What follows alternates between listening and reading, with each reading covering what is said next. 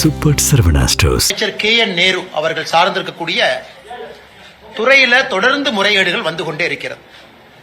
நம்ம பார்த்த இதற்கு முன்பு என்போர்ஸ்மெண்ட் டைரக்டரேட் அமலாக்கத்துறை அவர்கள் அக்டோபர் 2025 888 கோடி ரூபாய் ஊழல் நடந்திருப்பதை சுட்டிக்காட்டி நம்முடைய பொறுப்பு டிஜிபிக்கு ஒரு கடிதம் எழுதியிருந்தார்கள்.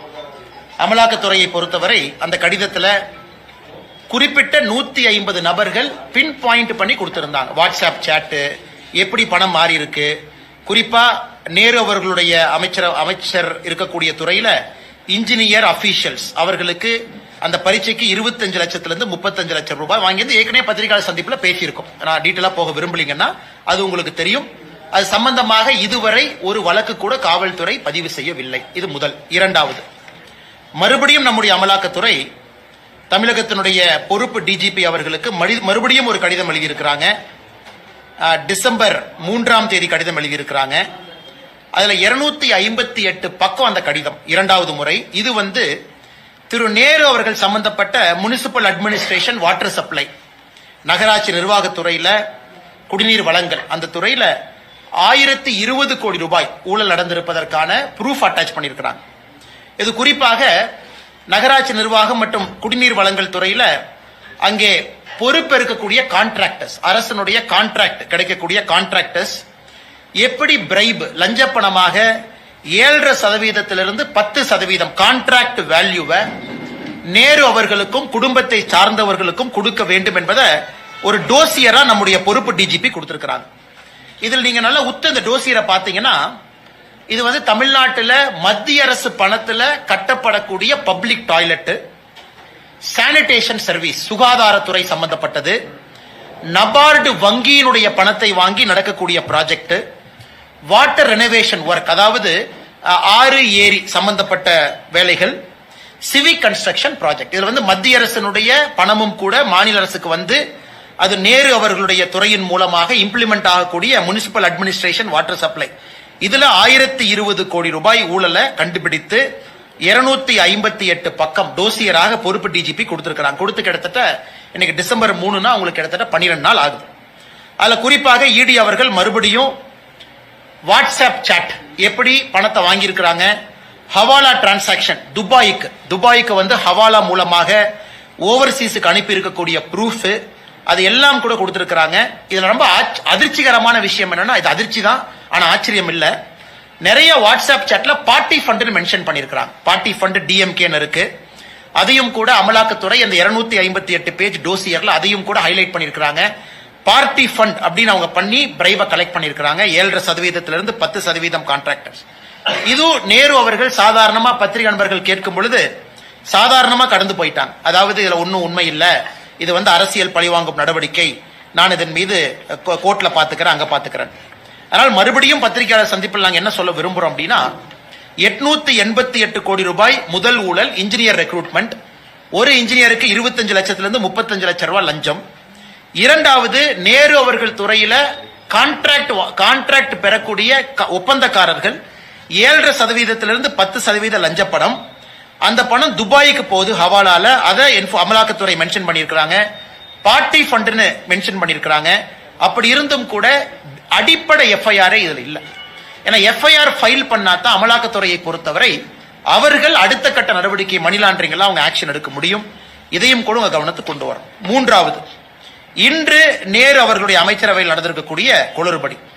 இன்னைக்கு பாத்தீங்கன்னா Tamil Nadu government of Tamil Nadu rural development and panchayat raj department, ஊரக வளர்ச்சி ஊராட்சி துறை, அதுல ஊராட்சி செயலாளர், பஞ்சாயத்து செக்ரட்டரி, ஊராட்சி செயலாளருக்கான ரெக்ரூட்மெண்ட் போயிட்டு இருக்கு. இந்த ஊராட்சி செயலாளர் ரெக்ரூட்மெண்ட் பாத்தீங்கன்னா ரிட்டன் எக்ஸாம், இன்டர்வியூ ரெண்டு சேர்த்தி தான். நான் எப்படி பார்த்தா இன்டர்வியூ இன்னைக்கு நாளைக்கெல்லாம் நடந்திருக்கணும். ஆனா நேத்து சாயங்காலம் டிசம்பர் 11 சாயங்காலம் ஒரு மெசேஜ் எல்லாத்துக்குமே குறுஞ்செய்தி வருது, இந்த மாதிரி இன்டர்வியூ கேன்சல் ஆயிருச்சு அப்படின்னு.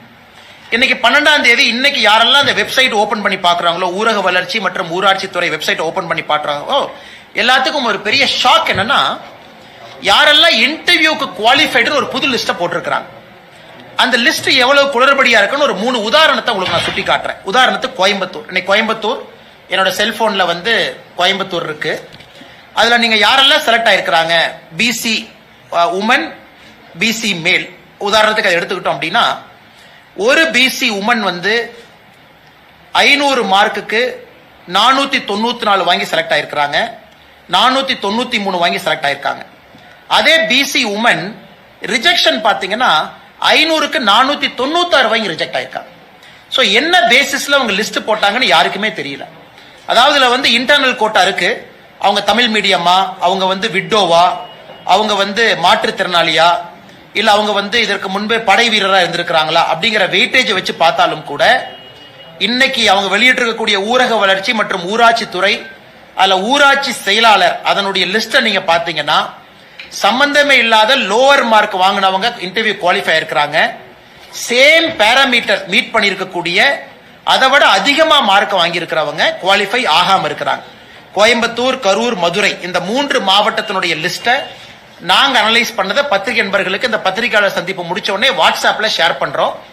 அதாவது செலக்ட் ஆனவங்க கிரைட்டீரியா என்ன, நாட் செலக்டட் கிரைட்டீரியா என்ன, செலக்ட் ஆனவங்க கிரைட்டீரியாவோட நாட் செலக்டட் பெட்டரா இருந்தும் செலக்ட் ஆகல.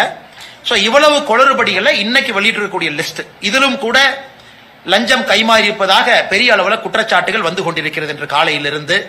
ஆனால் தொடர்ச்சியாக ஒரு மூத்த அமைச்சரனுடைய துறை ஒரு மாதத்தில் அமலாக்கத்துறையை பொறுத்தவரை 888 கோடி, அதன் பிறகு 1020 கோடி ரூபாய் இன்னொரு ஊழல், மூன்றாவது முறையாக இன்னைக்கு அவங்க வெளியிட்டிருக்கக்கூடிய இன்டர்வியூ பட்டியல், இதிலும் கூட பெரிய அளவில் குழப்பம் இருக்கு. ஆனா முதலமைச்சர் எதையும் கண்டுகொண்டதாக தெரியவில்லை, நேரு அவர்களும் எதையும் கண்டுகொண்டதாக தெரியவில்லை. இன்னைக்கு பொறுப்பு டிஜிபிக்கு பொறுப்பு டிஜிபி போட்டிருக்கிறாங்க. அதனால் யாருமே எஃப்ஐஆர் பதிவு செய்வதற்கு தயாராக இல்லை. இந்தியால எங்கேயும் நடக்காத அநியாயம் இங்க நடக்குது. அதனால இவ்வளவு ஊழல் குற்றச்சாட்டு மட்டுமில்ல, டோசியர் கொடுத்து ப்ரூஃப் கொடுத்தும் கூட நான் எஃப்ஐஆர் போட மாட்டேன் என்று ஒற்றை கருத்துல எங்க தமிழகத்தினுடைய காவல்துறையினுடைய உயரதிகாரிகள் இருக்கிறாங்க.